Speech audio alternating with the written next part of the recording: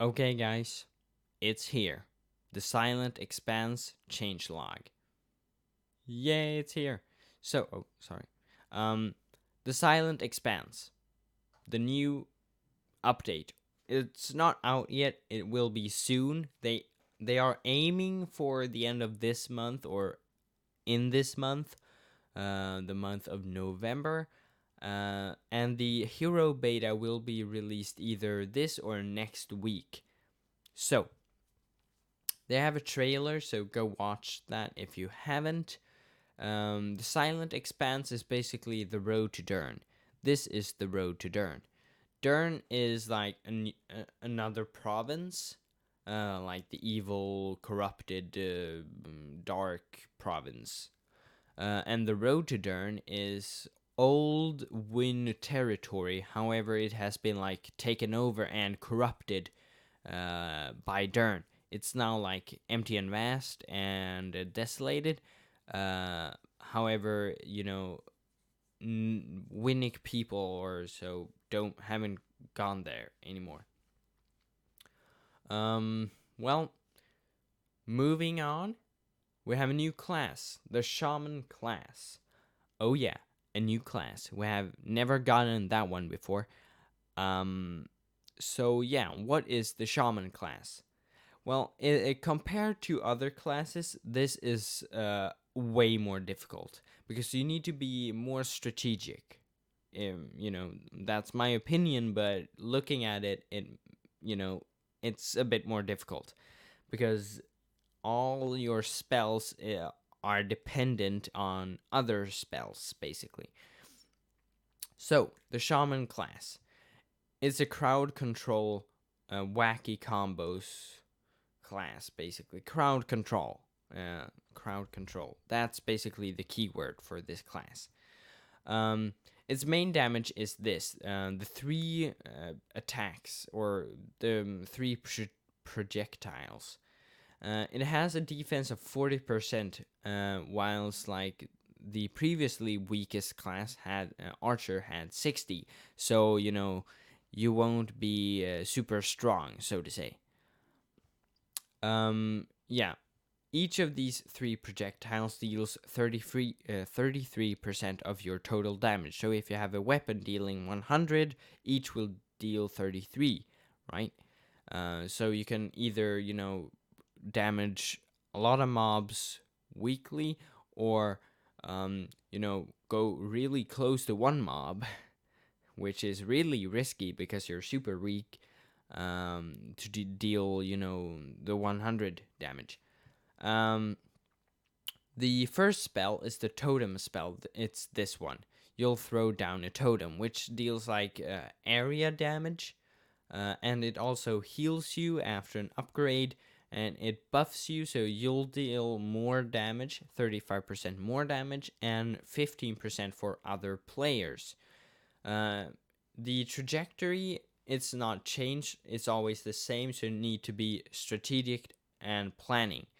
The second spell, the movement spell, is called Haul, and it's, that one. When you fly after the totem. There you go. Basically, you'll get drawn into the totem. So you need to have placed down or thrown the totem to be able to use that. It deals 100% damage upon landing, and the totem, when it falls down and lands, it also deals damage. It also slows down nearby mobs, the Hall spell. The second or third spell is the Aura spell, and that's like the main damage spell, like Meteor, Uppercut, multi-hit. No, not multi-hit. Yeah, it's multi-hit. The other one is the spinning thing.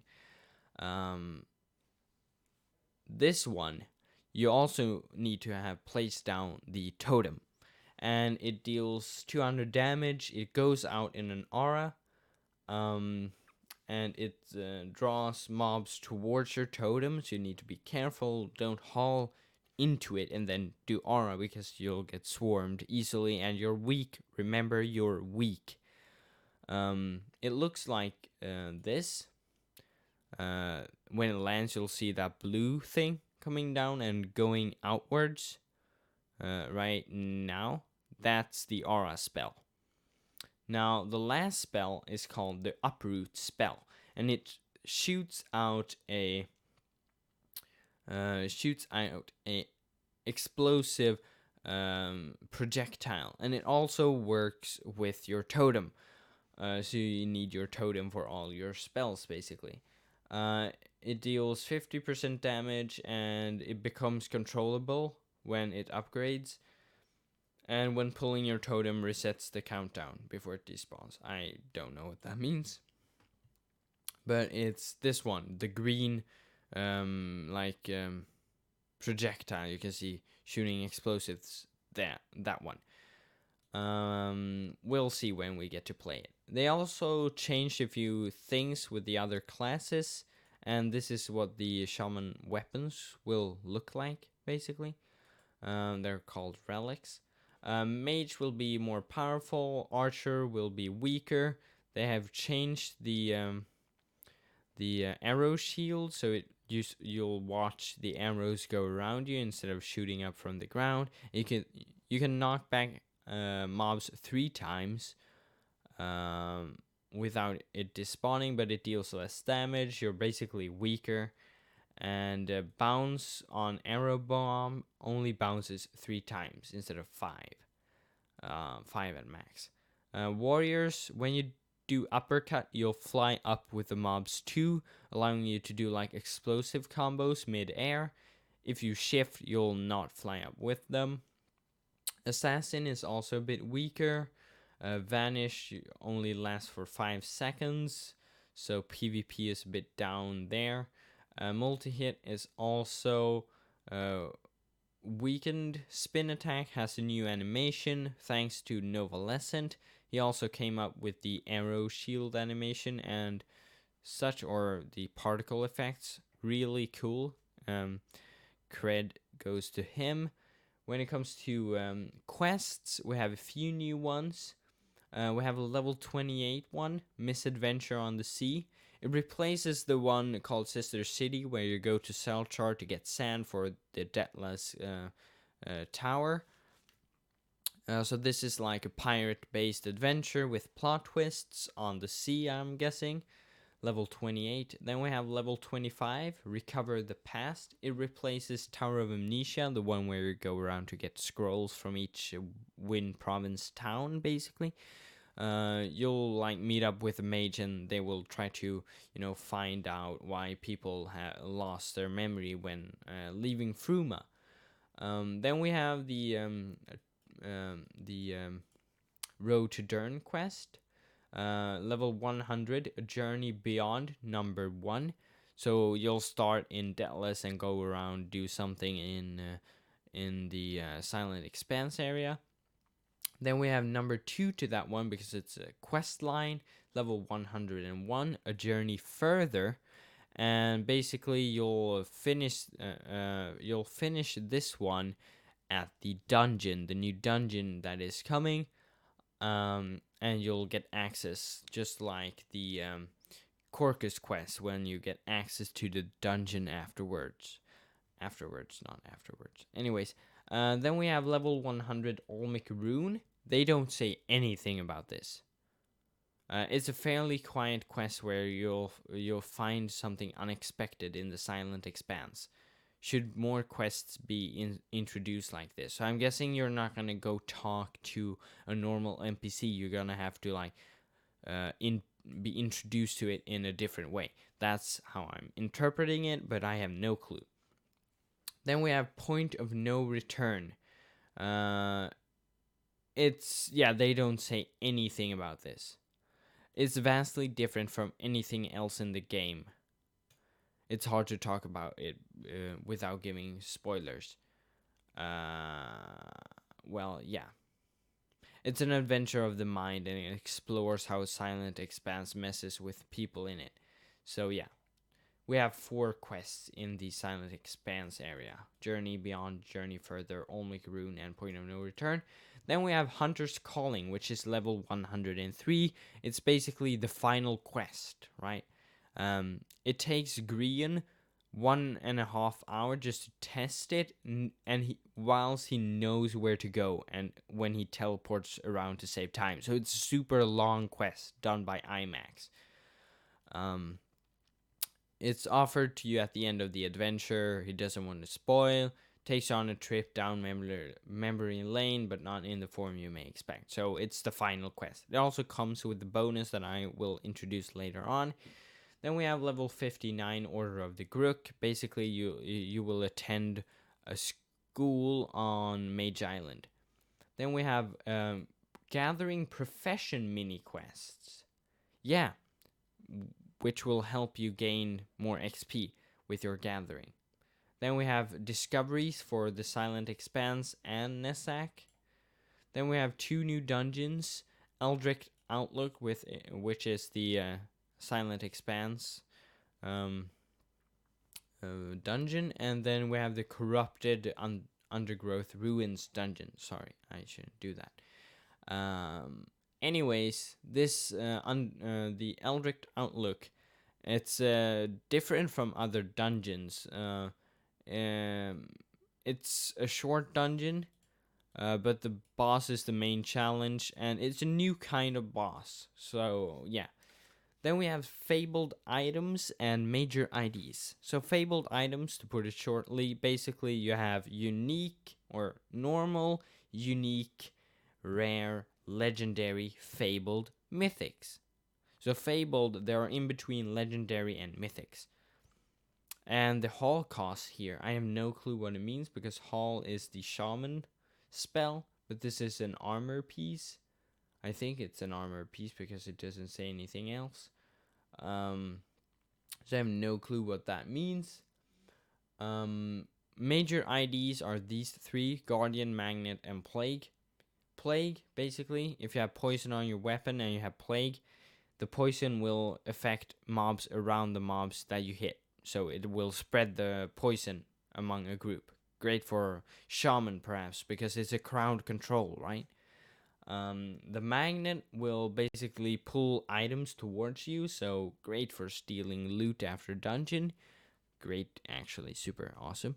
Guardian, it's for tanks, basically. If you go against a boss with like 10 glass cannons, bring 2 tank players who have Guardian, because Guardian will take 50% of all the damage dealt to other players and deal it on you instead.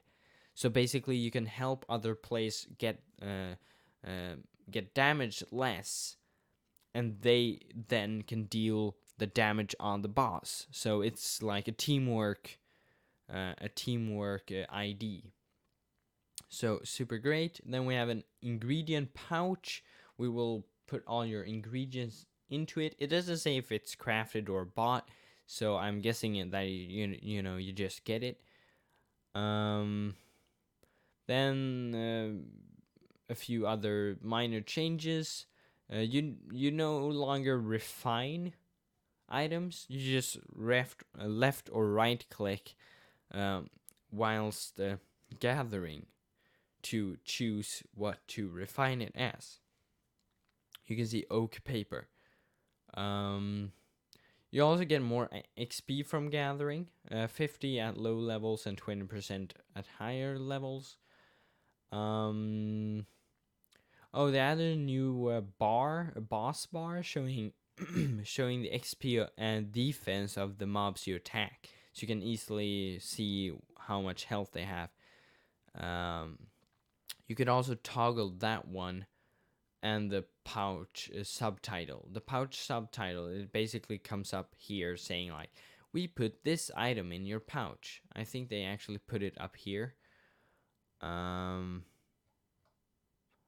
No, they put that one in the trailer. This is the trailer. I'm not going to show it to you, but I just want to show. Can we? No, we cannot. It's better on here. Sorry for the inconvenience. Just that, they didn't. Here. Okay. New quest. Ingredient pouch. Here. There's that one.